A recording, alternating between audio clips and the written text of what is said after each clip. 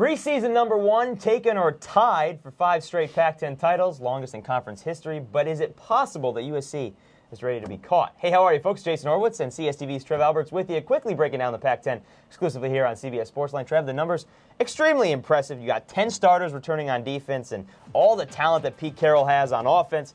But are they beatable this year?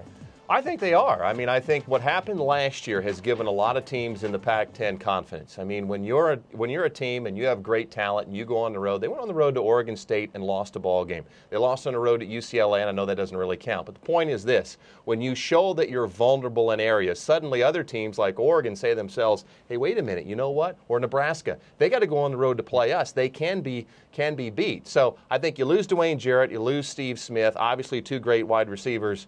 You still have John David Booty, an outstanding quarterback with 3,400 yards and 29 touchdowns. So a terrific defense, a terrific quarterback, like 9 guys who were first-team parade All-American running backs, pretty difficult. But all those home games last year, this year, are on the road. They're at Notre Dame, at Nebraska, at Oregon, and at Cal. So is this a road team? We're going to find that out. All right, well, if somebody's going to overtake them, it has to be somebody else. So there maybe in lies the problem. Who is that somebody to beat USC and take the Pac-10 title? See, I think it's a confidence thing. I think it's a team and a coach who has enough confidence to be able to say, hey, you know what? I mean, yeah, they're talented, but we can beat this team. For me, it's Cal. I really believe that. I mean, it's returning quarterbacks. The whole Pac-10 is full of returning quarterbacks, but Nate Longshore, a little bit up and down. 13 interceptions is simply too much for Jeff Tedford, but 24 touchdowns. You know this is a very prolific offense. Justin Forsett, 119 attempts, 626 yards. That needs to be more like 1,200 yards for Cal to beat USC. And Deshaun Jackson, I mean, come on, let's face it. I mean, one of the more dynamic players in college football. He's got to stay healthy. He's not a big guy. So at wide receiver, return game is fine. The only question mark, once again for Cal, is defense. They simply have got to get better. Pass defense has not been great. If they can shore up the defense at all, I think Cal has a shot. It's simply a shot. I'm not predicting, Jason, that Cal will win the Pac-10. I don't want to read or hear about it. USC's the best team in the Pac-10. I'm just saying Cal can close that gap. Yeah, well, Justin Forsett taking over for Marshawn Lynch. So that number you would assume to be over 1,200 yards because he may be just as good. Here's the problem, though. Cal hasn't won the Pac-10 since the days of Chuck Muncie back in 1975. So you weren't even born then. No, I wasn't born. You were. What were you doing? You were 5 years old, so that doesn't count either. You don't remember Chuck Muncie play football at Cal.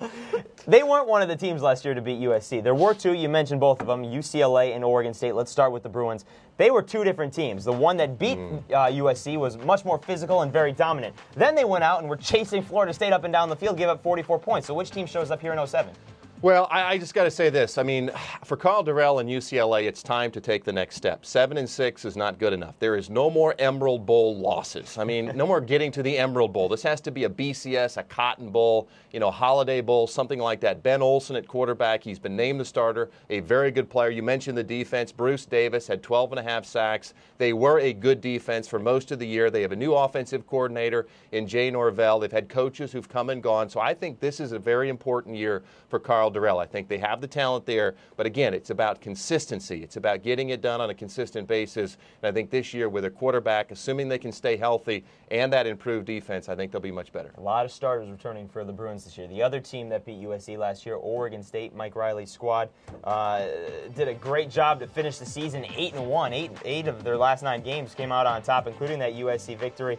What do you have in store for the Beavers this year? Well, anytime you have to start a new quarterback, I mean, I think you have problems. But, I mean, this is a team that won 10 games and only lost 4. Mike Riley's done a terrific job there. Their defense is always very aggressive. They come after people. Special teams, Alex Cerna. Yep. Rarely will I mention a kicker. In this circumstance, he's one that grows. Linebackers don't like kickers. Rarely would we ever want to mention a kicker in a preview show, but he's that good, and he's that stable. They have a good running back. They have 13-yard running back in Bernard. So I think it's about finding a quarterback. In a league, we've talked about other leagues, in a league that's full of quarterbacks coming back and good quarterback play. So if Mike Riley can get any quarterback play at all, a good team, probably not a team that's going to win 10 games. All right, you mentioned quarterback play. Arizona State, your surprise team, yes, looking for Rudy Carpenter to go back to being the quarterback he was 2 seasons ago when he was healthy.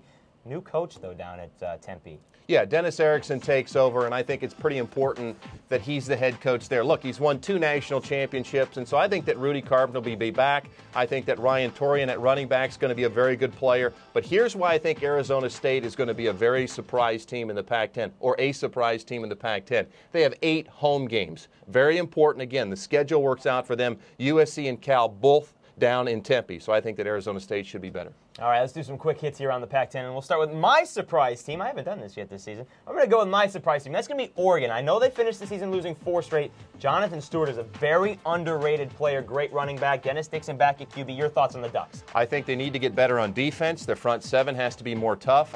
Has to be tougher. I'm sorry, my English is terrible today. They have to be tougher. They have to stop the run a little bit better, and they must pick a quarterback. I mean, we talk about the running backs, but it's either Dixon, it's Leaf. They're going back and forth. Pick a quarterback, develop him, and play better in the front 7 defensively, stopping the run. They have a chance. Whoever the quarterback is, he has Jason Williams to throw the ball to. All right, Mike Stoops at Arizona. What do you have for the Wildcats? I got to stay healthy at quarterback. I mean, that's the whole deal for them. And again, it's his 4th year. It's time now to get to a bowl game. It's time now to compete. They have all kinds of starters back, 10 defensive starters back. I think improved play as long as they stay healthy at Arizona. All right, I think maybe the team that has talked the most this season, at least from the coaching standpoint, that's Stanford, new coach Jim Harbaugh. You like him? I love Jim. He's my old teammate with the Colts. I mean, Jim Harbaugh brings a toughness. He brings a sense of confidence to a program that is desperate for it. Be careful, though, Coach Harbaugh, when you take on USC. You're not quite ready for that, but I think they will be tougher, and I think they'll be more difficult to beat in the 4th quarter, but clearly they're 2 or 3 years away. Yeah, and they have to be better because they can't really be much worse than they have in the last couple of years. All right, folks, there you have it for the Pac-10, but remember, for more on each of the teams, they're the ones we did not mention, be sure to read Dennis Dodd exclusively here on CBS Sportsline or catch Trev all season long on Crystal Ball on CSTV. For Trev Alberts, I'm Jason Horowitz. Enjoy the Pac-10. Take care.